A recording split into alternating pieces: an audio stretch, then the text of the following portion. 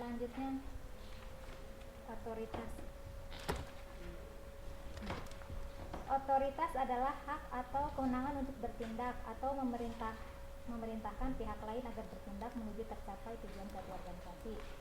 Ada dua corak otoritas, yaitu otoritas lini dan otoritas staf. Kemudian rantai komando. Rantai komando adalah saling hubungan langsung atasan dengan bawahan dari mulai pimpinan puncak hingga tingkatan hierarki paling rendah dalam organisasi berupa rangkaian saling hubungan.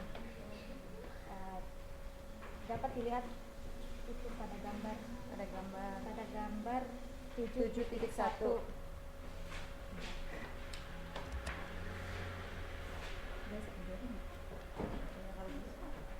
Jadi dalam gambar tersebut terjadi saling hubungan langsung antara atasan, yaitu direktur utama, dengan bawahannya sampai dengan seksi produksi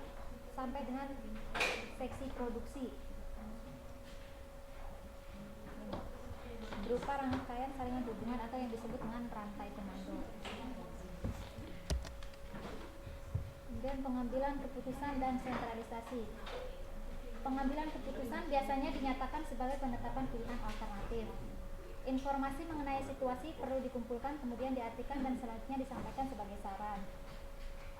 Perbedaan rencana dari pelaksanaan terjadi karena pihak yang harus melaksanakan kegiatan mempunyai pandangan yang berbeda daripada pandangan para perencana. Sekian itu dari kegiatan pelajaran 1. Any question? Ada pertanyaan?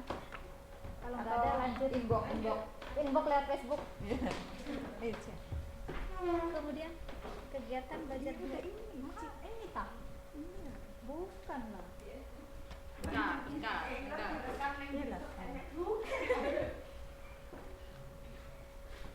Kegiatan belajar 2 tentang pentingnya derajat sentralisasi yang sesuai. Perlunya desentralisasi. Pertama yaitu reaksi secara cepat terhadap perubahan kondisi. Kedua, informasi yang akan dijadikan dasar pengambilan keputusan menjadi lebih rinci. Ketiga, meningkatkan motivasi karyawan. Dan yang terakhir, munculnya peluang untuk mendapatkan pelatihan bagi manajer tingkatan bawahan. Kemudian hubungan sentralisasi kompleksitas dan formalisasi. Jenis dan sifat hubungan yang terjadi antara sentralisitas dengan kompleksitas dan formalisasi seperti berikut. Sentralisasi dengan kompleksitas. Yang kedua, sentralisasi dengan formalisasi. Sentralisasi ternyata lebih berpengaruh terhadap keputusan-keputusan bersifat strategis daripada terhadap keputusan-keputusan yang menyangkut aspek operasional.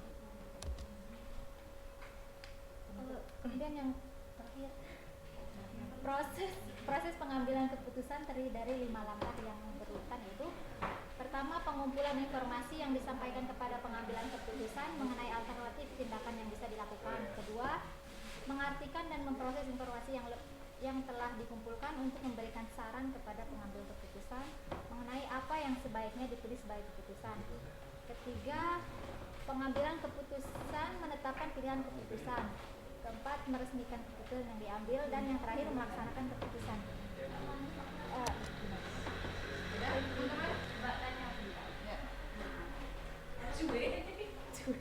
Ya Allah, nggak jadi. Soalnya waktunya panjang.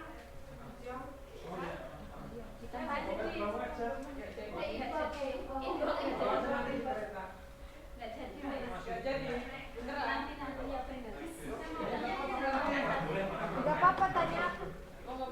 Kalau nggak bisa, Bu dosen yang jawab. Jadi kalau sentra kan dari atas ya, keputusan dari maksudnya dari atasan. Terus kalau desentralisasi kan bawahan boleh maksudnya kan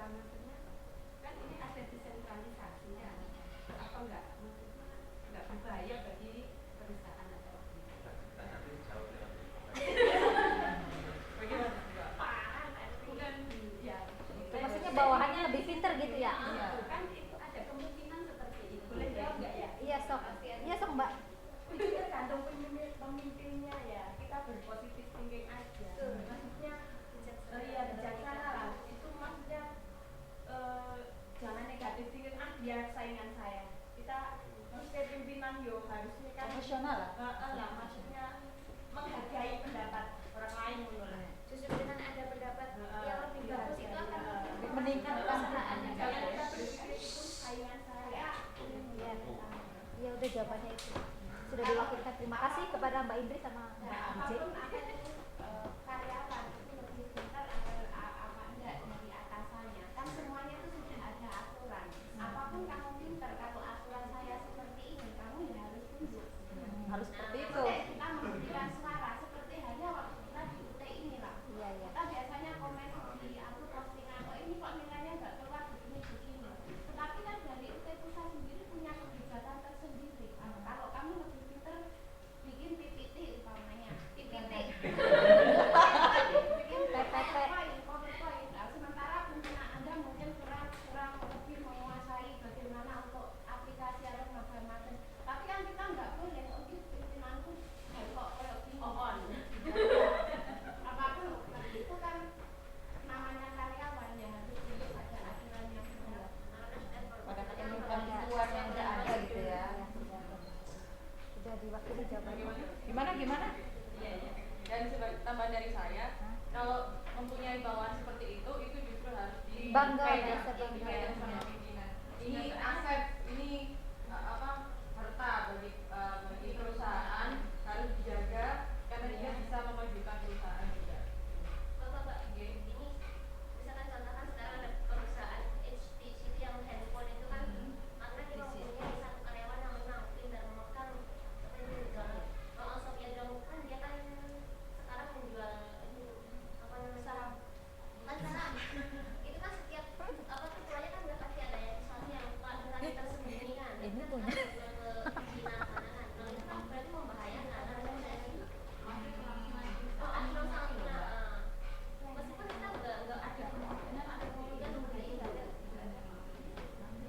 tapi sekarang STI kan dibuat judulnya dijual itu ke Cina kan ya saya kasih seperti itu kan ada ya kan perusahaan itu kan karena kita tahu Iya. Kalau ya. Oh, udah.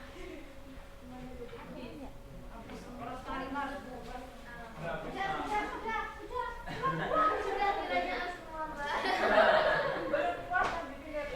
semua mbak SPI kok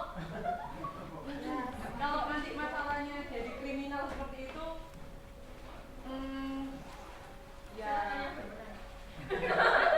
sebenarnya begitu itu kan sudah di luar dari kendali pimpinan sebenarnya. Tapi kalau untuk mengantisipasi itu semua, maka itu pimpinan punya bagian pengawasan misalnya. Nah, untuk mengawasi mereka ini yang dia pinter agar tidak pinter di perusahaan. Berarti peraturan yang sudah disahkan. Iya, peraturan harus ada, pengawas juga harus ada. Itu tugasnya pengawas untuk melayani mereka semua. Jadi gimana untuk 3 kelompok selanjutnya? Bonus tuh. Kebijakan please do free and please Kirim video aja. ngapain video PowerPoint kita sudah kirim ke PowerPoint aja nggak nutup gimana? sama aja kan Tapi judulnya jangan salahkan aku ya. Jadi teman-teman ya mohon maaf untuk 3 kelompok selanjutnya mungkin bisa didiskusikan. atau kalau ada pertanyaan mungkin teman-teman bisa info Iya. Setidaknya kita sudah review 3 modul untuk bekal teman-teman juga nanti waktu ujian. Jadi semoga bermanfaat kuliah hari ini. Terima kasih kehadirannya. Assalamualaikum warahmatullahi wabarakatuh.